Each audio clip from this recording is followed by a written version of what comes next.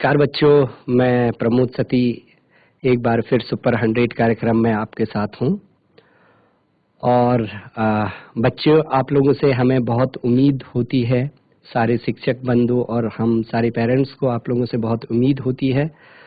तो ये एक छोटा सा प्रयास फिर सरकार की तरफ से सुपर 100 कार्यक्रम इस बार भी स्टार्ट किया गया है। और बच्चों, आज फिजिक्स में हम एक छोटा सा टेस्ट लेंगे, उसका प्री टेस्ट।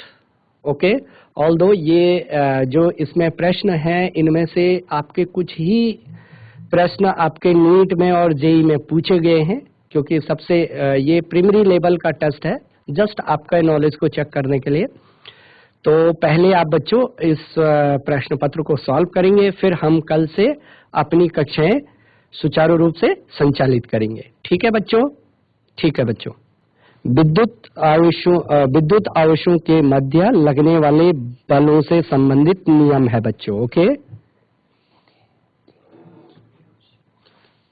ओके बच्चों, विद्युत आवेशों के मध्य लगने वाले बलों से संबंधित नियम है। कौन सा नियम है बच्चा? एम्पियर्स का नियम, ओम्स का नियम, फैराडे का नियम या कूलाम का नियम बच्चों। ठीक है, तो यू कैन ओके कि विद्युत आवेशों के मध्य लगने वाले बलों से संबंधित नियम है जब आपका विद्युत आवेश रेस्ट पोजीशन में है। ओके बच्चों, नोट डाउन कर लो कि विद्युत आवेशों के मध्य लगने वाले बलों से संबंधित नियम है एम्पियर का नियम, ओम का नियम, फैराडे का नियम या कूलम का नियम। सेकंड क्वेश्चन, यदि आवेशित कणों के मध्य की दूरी आधी कर दी जाती है तो कणों के मध्य का बल होगा। यदि आवेशित कणों के मध्य की दूरी आधी कर दी जाती है तो कणों के मध्य का बल होगा। 1/4 होगा, आधा होगा, दुगना होगा या 4 गुना होगा बच्चों। Question number 3, you can once again कि that is the question number first क्या है, क्वेश्चन नंबर 2 क्या है और क्वेश्चन नंबर 3 प्रश्न संख्या 3 कि एक ग्रह की सूर्य से दूरी पृथ्वी की सूर्य से दूरी की 2 गुनी है। एक ग्रह की सूर्य से दूरी पृथ्वी की दूरी से 2 गुनी है, तो इस ग्रह का परिक्रमा काल होगा बच्चों। ए 2 वर्ष, बी 4 वर्ष, सी 1/8 वर्ष और डी 2√2। ये 2√2 है, 2 और फिर 2 की पावर 1/2 है बच्चों ये। ठीक है, 2 की पावर 1/2। ओके, 2√2 है ये। ठीक है, ओके। क्वेश्चन नंबर 4, एक सेकंड लोलक को एक कृत्रिम उपग्रह के भीतर ले जाते हैं बच्चा। ओके, तो वहां उसका आवर्तकाल होगा। एक सेकंड लोलक को एक कृत्रिम उपग्रह के भीतर ले जाते हैं, वहां उसका आवर्तकाल होगा 2 गुना।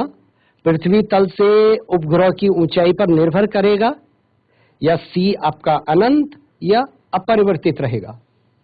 ओके, क्वेश्चन नंबर 5, प्रश्न नंबर 5, एक गतिमान कण का अभिकेंद्र त्वरण तथा स्पर्श रेखीय त्वरण दोनों कार्य कर रहे हैं। एक गतिमान कण पर अभिकेंद्र त्वरण तथा स्पर्श रेखीय त्वरण दोनों कार्य कर रहे हैं। कण का पथ होगा पहला वृत्तीय, दूसरा ऋजुरेखीय, तीसरा कोई अन्य वक्र। ठीक है बच्चा, और चौथा उपर्युक्त में से कोई नहीं। क्वेश्चन नंबर 6, स्प्रे गन की क्रिया आधारित है।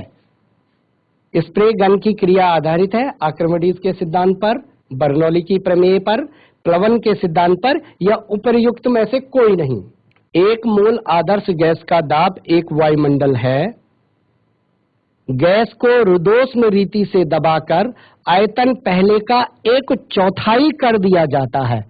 यदि आंतरिक ऊर्जा में परिवर्तन 100 जूल है तो गैस द्वारा कृत कार्य होगा ए 50 जूल, बी -50 जूल मतलब ऋण 50 जूल, सी 100 जूल और डी ऋण 100 जूल। ओके, क्वेश्चन नंबर 9, एक कण x is equal to A sine omega T, बच्चों ये this is the omega T, ये ओमेगा टी है, और y is equal to A cos omega T के अनुसार x y के अनुदिश गति करता है, कण का पथ होगा, ओके बच्चों, दीर्घवृत्तीय, वृत्तीय, परवलय या x तथा y अक्ष पर समान रूप से झुका सीधा, okay, that like a straight line. Question number 10, यदि किसी प्रणालिका में प्रति एकांक लंबाई में फेरों की संख्या 2 गुनी कर दी जाए तो उसका स्वप्रेरण गुणांक होगा पहले जैसा, b आधा, c 2 गुना, d 4 गुना। प्रश्न संख्या 11, किसी प्रक्षेप्य के 45 डिग्री माइनस थीटा और 45 डिग्री प्लस थीटा प्रक्षेपण कोणों के लिए प्रक्षेप्य द्वारा प्राप्त क्षैतिज परासों का क्रमशः अनुपात होगा। परासों का, यहाँ पर परासों है बच्चा, ये है क्षैतिज परासों, ओके, क्षैतिज परासों का क्रमशः अनुपात होगा, क्षैतिज परासों का क्रमशः अनुपात होगा A 1:1, 2, B 2:3, C 1:2 और D 2:1। ओके, क्वेश्चन नंबर 12, जब एक पिंड एक वृत्तीय पथ पर समान चाल से चलता है तो वेग नियत होगा, कोई बल कार्यरत नहीं होगा, कोई कार्य नहीं होगा या कोई त्वरण नहीं होगा। ओके, प्रश्न नंबर 13, एक कण की गतिज ऊर्जा 300% बढ़ाई गई तो संवेग कितना प्रतिशत बढ़ेगा? ठीक है कि प्रश्न नंबर 13 क्या है, एक कण की गतिज ऊर्जा 300% बढ़ाई गई तो संवेग कितना प्रतिशत बढ़ेगा? 20%, 200% या 100% या फिर 50%। तो प्रश्न नंबर 14, एक 30 ग्राम के कण पर एक बल इस प्रकार कार्यरत है कि समय के साथ x इज इक्वल टू, ये जरा ध्यान से लिखना है, x is equal to 3t minus 4t square plus t cube. ठीक है बच्चों कि एक 30 ग्राम के कण पर एक बल इस प्रकार कार्यरत है कि समय के साथ x is equal to 3t minus 4t square है बच्चों, ये 4t स्क्वायर प्लस t की पावर 3 है बच्चों, है ना, ये पावर का इस तरीके का ये नोटेशन होता है, तो t की पावर 3 से दिया जाता है, जहां x मीटर में तथा t सेकंड में है। तो बताओ प्रथम 4 सेकंड में किया गया कार्य होगा। ओके, प्रथम 4 सेकंड में किया गया कार्य होगा। ओके बच्चों, प्रथम 4 सेकंड में किया गया कार्य होगा, कितना होगा? A 570 मिली जूल या 450 मिली जूल या फिर 490 या फिर 528। ओके बच्चा, प्रश्न नंबर 15, 4 ओम प्रतिरोध के एक तार को खींचकर इसे इसकी मूल लंबाई का दुगना कर दिया जाता है। खींचे हुए तार का प्रतिरोध होगा A 2 Om, B 4 Om, C 8 Om, D 16 ओम बच्चों। क्वेश्चन नंबर 16, 10 वोल्ट 0.5 ओम आंतरिक प्रतिरोध की एक बैटरी बाह्य प्रतिरोध R से जोड़ी गई है, तो बाह्य प्रतिरोध R के किस मान के लिए शक्ति उच्चतम होगी बच्चों? R के किस मान के लिए शक्ति उच्चतम होगी?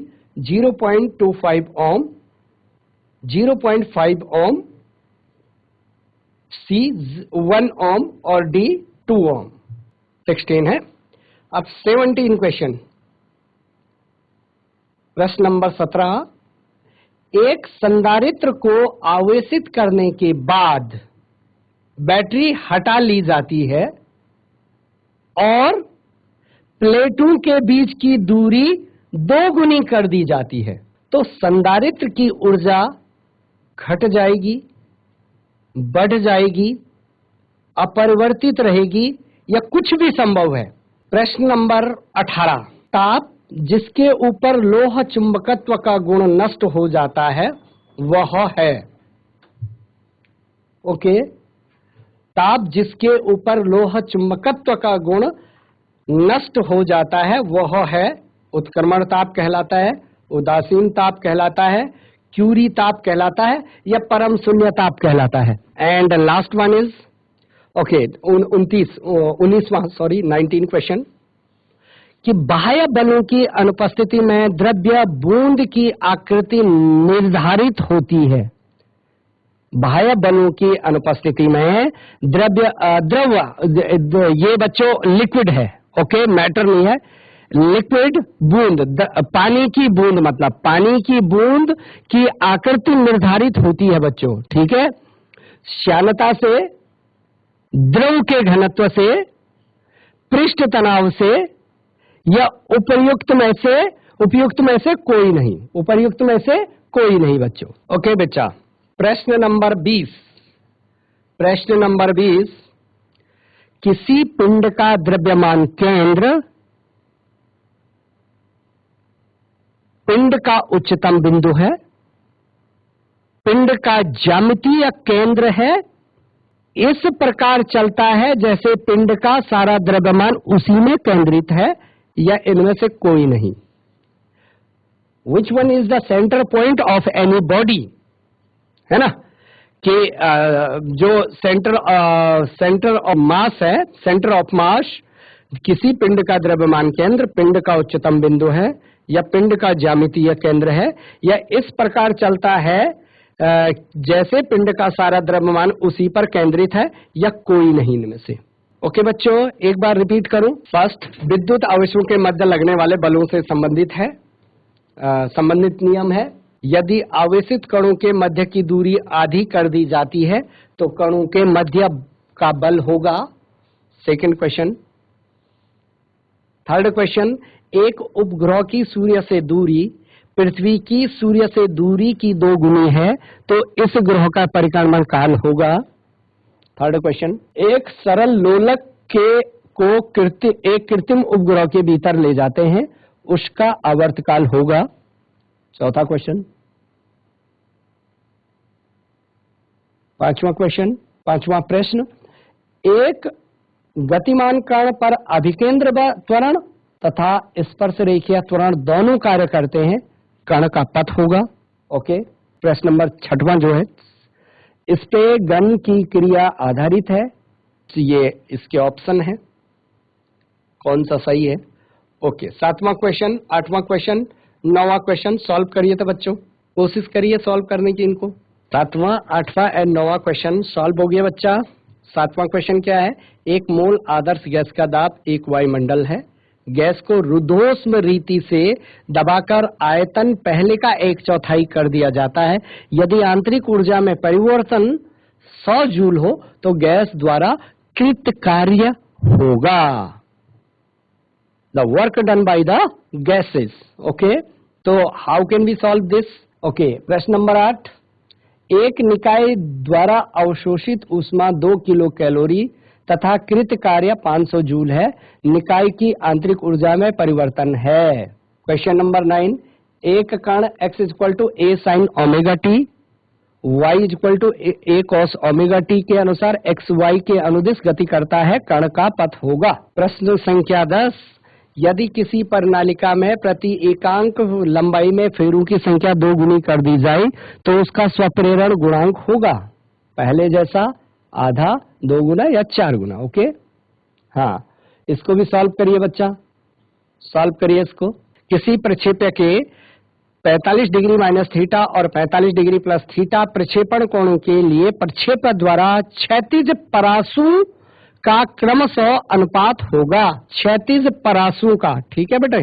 ओके, प्रश्न नंबर 12, जब एक पिंड एक वृत्तीय पथ पर समान चाल से चलता है तो क्या नियत रहेगा, वेग नियत होगा कोई बल कार्य नहीं होगा, कार्यरत नहीं होगा, कोई कार्य नहीं होगा या कोई त्वरण नहीं होगा। ओके, इन दो क्वेश्चन को सॉल्व करिए। प्रश्न नंबर 13, एक कण का गतिज ऊर्जा 300% बढ़ाई जाती है तो संवेग कितना प्रतिशत बढ़ेगा। प्रश्न नंबर 14 एक 30 ग्राम का कण पर एक बल इस प्रकार कार्यरत है कि समय के x equal to 3t minus 4t square है बच्चा, ये 4t square plus T cube से दिया जाता है, जहां x मीटर में तथा t सेकंड में है। ओके, प्रथम 4 सेकंड में किया गया कार्य होगा। प्रश्न नंबर 15, 4 ओम प्रतिरोध के एक तार को खींचकर इसकी मूल लंबाई का दोगुना कर दिया जाता है। खींचे गए तार का प्रतिरोध होगा 10 वोल्ट, 0.5 ओम, 0.5 ओम आंतरिक प्रतिरोध की एक बैटरी बाह्य प्रतिरोध R से जोड़ी गई है। R के किस मान के लिए शक्ति उच्चतम है। एक संधारित्र को आवेशित करने के बाद, प्रश्न नंबर 17 बच्चों है, एक संधारित्र को आवेशित करने के बाद बैटरी हटा ली जाती है और प्लेटों के बीच की दूरी 2 गुनी कर दी जाती है। संधारित्र की ऊर्जा क्या होगी? घट जाएगी, बढ़ जाएगी, अपरिवर्तित रहेगी या कुछ भी संभव है। 19, बाह्य बलों की अनुपस्थिति में द्रव बूंद की आकृति निर्धारित होती है। श्यानता द्वारा, द्रव है बच्चा, है द्रव्य नहीं है, द्रव। श्यानता से, बी द्रव के घनत्व से, सी पृष्ठ तनाव से, डी उपर्युक्त में से कोई नहीं। प्रश्न नंबर 20, किसी पिंड का द्रव्यमान केंद्र क्या होगा? पिंड का उच्चतम बिंदु है, पिंड का ज्यामितीय केंद्र है। इस प्रकार चलता है जैसे पिंड का सारा द्रव्यमान उसी पर केंद्रित है या उनमें से कोई नहीं। ओके बच्चा? हाँ बच्चों, आप लोगों ने कर लिए तो आप मैसेज में यस सर लिख के भेज सकते हैं, अगर जो बच्चे लिख सकते हैं। और कोई क्वेरीज है बच्चों तो भेजिए, कोई क्वेरीज है तो भेजिए बच्चा। अगर कोई प्रश्न पूछना है तो पूछिए, कोई क्वेरीज है आपकी तो पूछिए बच्चा। चैट के माध्यम से आप पूछ सकते हैं। जो कार्यक्रम स्टार्ट हो रहा है उससे रिलेटेड अगर आपको कुछ पूछना है तो आप पूछ सकते हैं।